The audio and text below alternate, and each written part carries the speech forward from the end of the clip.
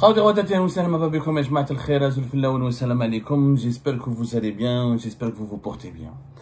Le sort de Boualem Sansal a visiblement sauvé les avantages des migrants algériens en France ou les avantages des immigrés algériens en France ou les avantages accordés à l'immigration des Algériens en France. C'est la conclusion de ce 27 juin 2025. C'est incroyable quand même comment l'affaire Boualem Sansal est en train de changer le cours des événements et de déterminer l'avenir des relations bilatérales entre l'Algérie et la France. Aujourd'hui, quand même, fait historique, l'Assemblée nationale en France, le Parlement français, un parti important, peut-être pas aussi important, l'Union des droites républicaines de monsieur Éric Ciotti, qui incarne quand même le courant le plus dur à l'égard de l'Algérie. C'est le courant le plus dur, c'est le courant le plus, quand même, anti-algérien, on va dire. C'est franchement le courant qui est le plus impliqué, le courant politique qui est le plus impliqué dans les offensives médiatiques et politiques contre le régime algérien, ou ce qui est présenté comme les intérêts du régime algérien, ou ce qui est perçu par les Algériens comme les intérêts de l'Algérie tout court en France. Alors aujourd'hui, le 27 juin 2025, à la surprise générale, le Parlement français devait abriter les discussions sur une proposition de loi que Éric Ciotti, qui faisait partie des partis classiques les Républicains, ensuite il a quitté le parti classique des Républicains, anciennement de Jacques Chirac et de Nicolas Sarkozy, pour créer son propre parti qui s'appelle l'Union des droites pour la République, c'est ça, pour rejoindre l'extrême droite et faire alliance avec l'extrême droite, le Rassemblement national, dans l'optique de se préparer aux élections législatives pour gérer les élections législatives anticipées de l'été dernier et pour se préparer pour le grand rendez-vous des élections présidentielles de 2027. Alors, Éric Ciotti, lui et ses députés ont décidé de retirer une proposition de loi qui demande la rupture, qui demande à l'État français d'annoncer officiellement la rupture des fameux accords franco-algériens de 1968. Alors ces accords, on en a parlé, tout le monde en a parlé, les Algériennes et les Algériens les connaissent tous maintenant.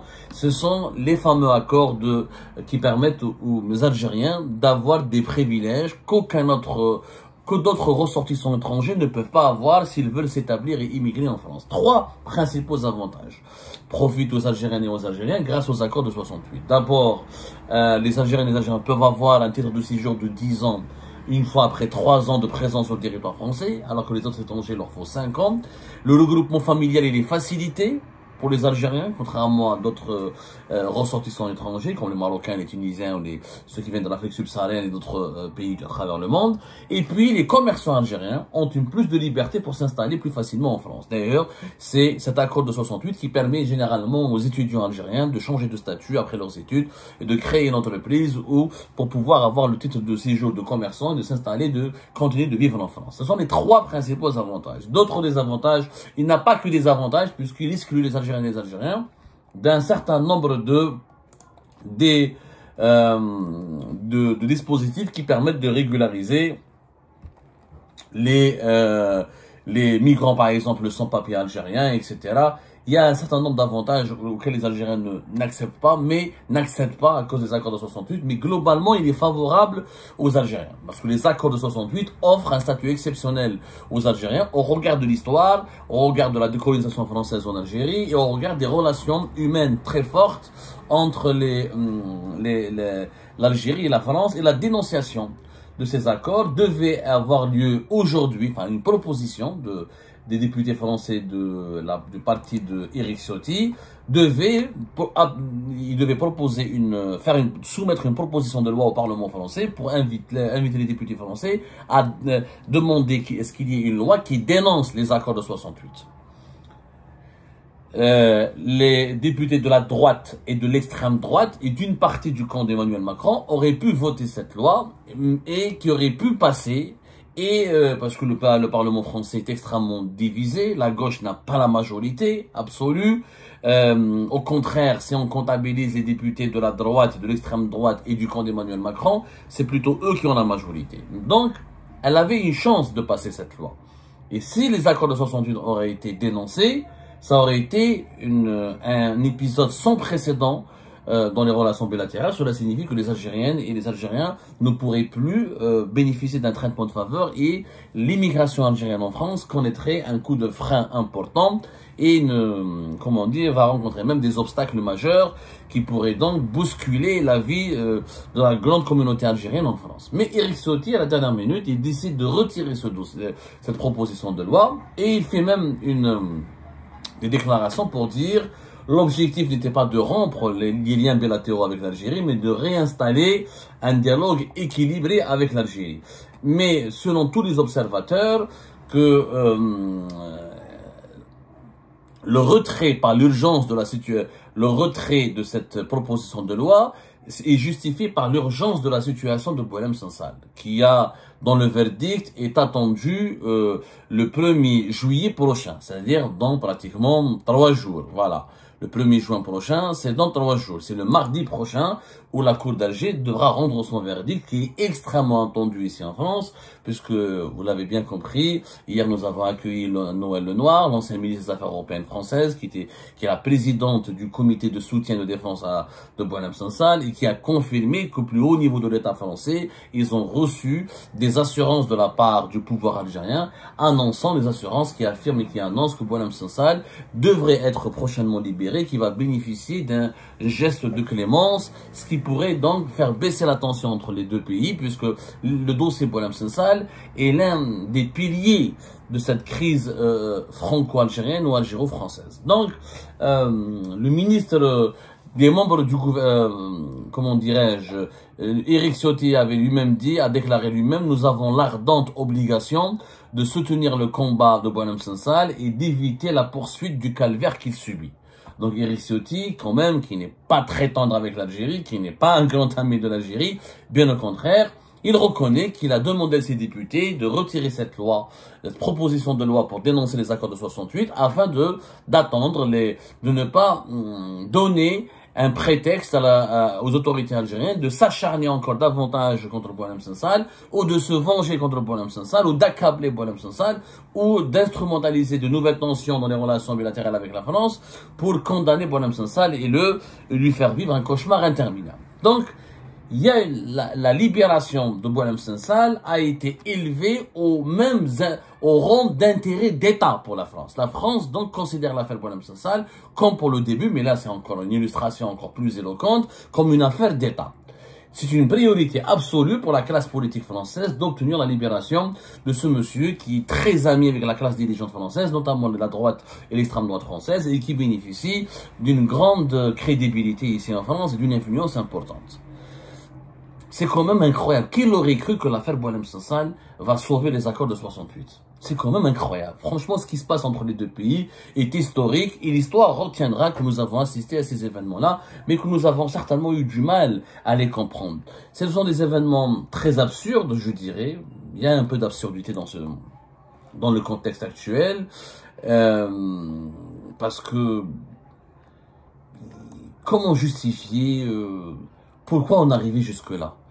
Tout était bien entre l'Algérie et la France avant le Hirak, avant 2019. Avec l'instauration du régime Tebboune, tout a basculé dans une dimension surréaliste. Et pourtant, en 2022, en 2023, il y avait une sorte de lune de miel entre les deux pays, entre l'État français et l'État algérien. Et depuis la reconnaissance de la France, de la souveraineté du Maroc sur le Sahara occidental, c'est le cauchemar absolu. Le cauchemar absolu, la France et l'Algérie se sont tournés le dos au point de s'enfoncer chaque jour dans des hostilités extrêmement dangereuses, très musclées, où on était dans une situation de quasi-rupture. Maintenant, la balle est dans le camp du régime algérien. Parce que ce que Éric Ciotti, parce que jusque-là, les Algériennes et les Algériens, la presse, beaucoup de mes amis algériens et de mes sources nous ont appelés, ils m'ont contacté pour dire « Ah, t'as vu Abdou, l'Algérie finalement elle est plus forte, la France est faible, elle a abandonné une loi juste parce qu'elle a peur pour Boualem Sansal. » Mais je dirais pas, moi je dirais qu'il faut faire attention, il ne faut pas s'enthousiasmer. Ce n'est pas du tout une démonstration de faiblesse de la part de la classe dirigeante française. Au contraire, c'est un piège très intelligent. Ce que Éric Ciotti il a fait quoi? On renvoyé la balle dans le camp des autorités algériennes. Il a fait de l'affaire Boualem Sansal une affaire politique. Maintenant, il dit clairement, j'abandonne, je ne dénonce pas les accords de 68, parce que j'attends le verdict de Boualem Sansal. Du coup, si l'Algérie condamne encore Boualem Sansal, la justice algérienne s'acharne en contraire contre Boualem Sansal, ça va alimenter ça va donner des arguments aux anti-algériens, aux partisans d'une politique extrêmement musclée contre l'Algérie, pour relancer tout leur dispositif de sanctions contre l'Algérie, ses intérêts, sa communauté en France. C'est un piège, parce que maintenant les autorités algériennes sont pieds au mur. Ou ils libèrent Boualem Sansal, ou ils déclarent la guerre à la France. Il n'y a plus de 3 chemins. Maintenant, il n'y a que 2 chemins à emprunter. Et Éric Ciotti, avec cette tactique, que je trouve machiavélique. Moi, je la trouve machiavélique. Éric Ciotti, il a mis sur le même pied d'égalité 2 questions, 2 dossiers très compliqués et qui alimentent la controverse dans les relations entre les 2 pays. Le dossier des accords de 68, la gestion de l'immigration algérienne en France, et l'affaire Boualem Sansal. Donc Éric Ciotti, il a replacé l'affaire Boualem Sansal sur l'échiquier politique comme étant une affaire d'État, alors que l'Algérie refuse de la considérer comme une affaire d'État. L'Algérie, les autorités algériennes considèrent Boualem Sansal comme une affaire algéro-algérienne, une affaire de justice, une simple chronique judiciaire. Ce n'est plus le cas, puisqu'aujourd'hui, les parlementaires français, ils ont fait un geste à l'égard de l'Algérie. L'histoire, qu'est-ce qu'il va retenir? L'histoire va retenir que les parlementaires français ont fait un geste d'apaisement. C'est un geste d'apaisement. On veut apaiser nos relations avec l'Algérie. On ne dénonce pas les accords de 68, mais il libérer Boualem Sansal. Maintenant, si Abdelmajid Tebboune et son régime ne libèrent pas Boualem Sansal, qu'est-ce qui va se passer? C'est une déclaration de guerre.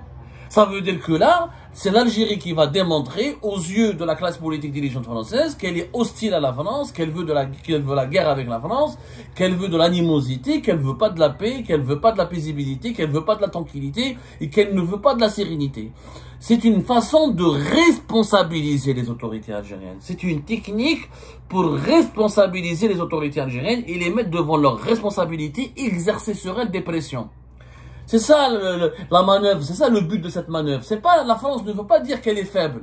Parce que la France, elle aurait pu dire, bon, Boualem Sansal est un franco-algérien, mais est-ce que ça mérite de prendre en otage les intérêts de l'État français? Non, bien sûr que non.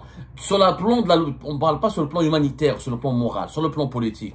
Des députés français auraient pu dire, ok, le combat ou les pressions pour libérer Boualem Sansal ne doivent pas stopper la révision de certains accords qu'on a avec l'Algérie qui ne sont plus conformes aux intérêts de la France, comme le disent certains partis politiques français. Mais non, mais c'est une technique. À 3 jours, à J-3 du verdict, ils ont créé, ils ont configuré, ils ont changé, ils ont établi, ils ont entrepris une démarche qui dit que la France veut l'apaisement.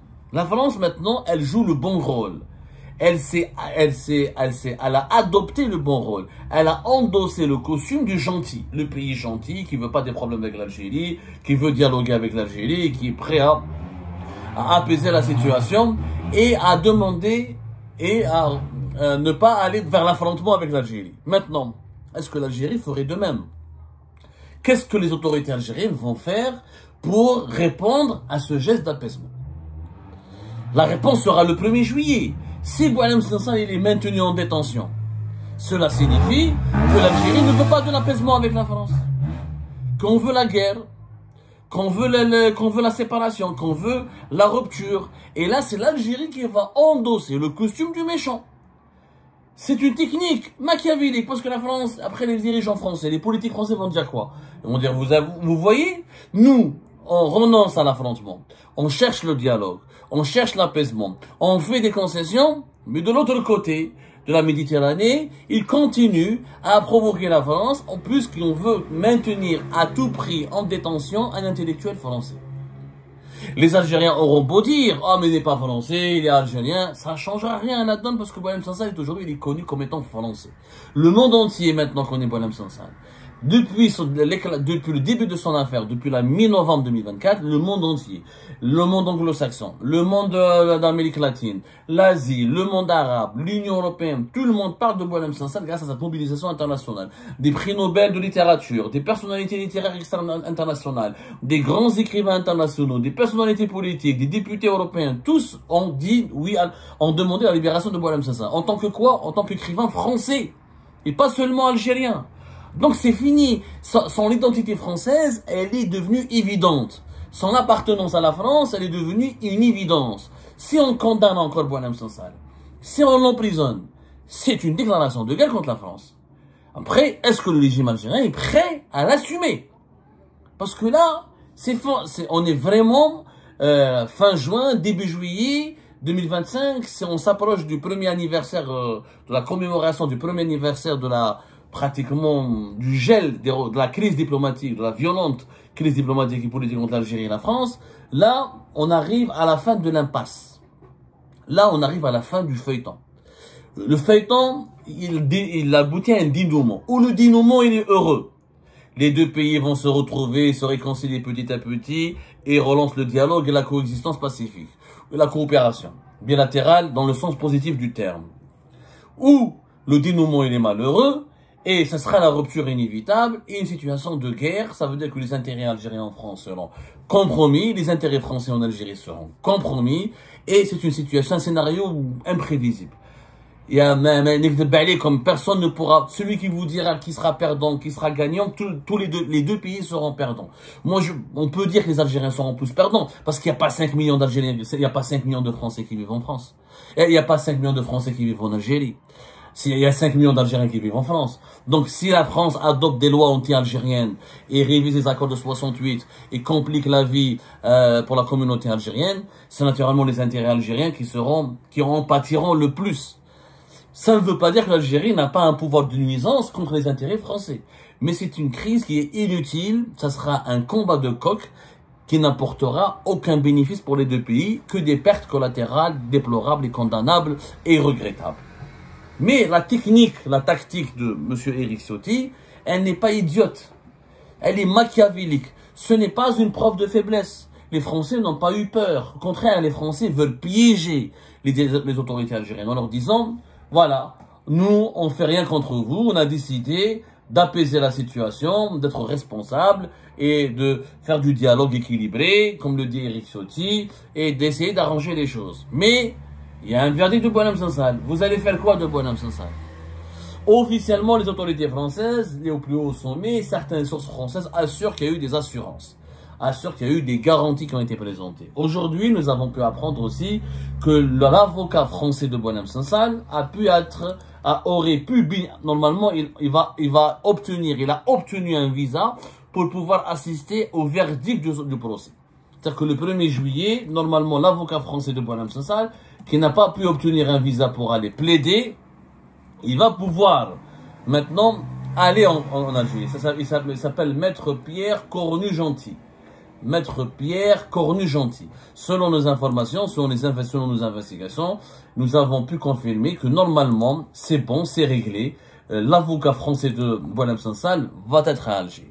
C'est aussi un geste d'apaisement. C'est aussi un signe d'espoir. C'est aussi un signe positif que renvoie l'Algérie vers la France. Est-ce qu'on se dirige vers un dénouement heureux? C'est mon souhait, c'est mon espoir. Sauf que je reste très méfiant parce que et le suspense va durer jusqu'au 1er juillet prochain, parce que malheureusement, en Algérie comme en France, il y a de puissants lobbies qui ont tout intérêt à ce que les relations s'enveniment, qui ont tout intérêt, qui exercent des pressions extrêmement fortes pour que les relations entre les deux pays sombrent dans un profond fossé d'animosité, d'agressivité, de remontrance, de reproches, de colère. Il y a deux puissants lobbies dans les deux pays qui veulent aller vers la rupture parce que ces lobbies prospèrent grâce à la tension et à l'instabilité. Je pense qu'il faut rester méfiant et j'espère que le bon sens finira par triompher. En tout cas, la balle est maintenant dans le camp des autorités algériennes. Éric Ciotti et son groupe ont initié une démarche qui est un plan que je qualifie moi-même de machiavélique. Maintenant, la pression elle est sur les épaules des autorités algériennes. Le 1er juillet 2025 sera un tournant majeur dans les relations entre les deux pays.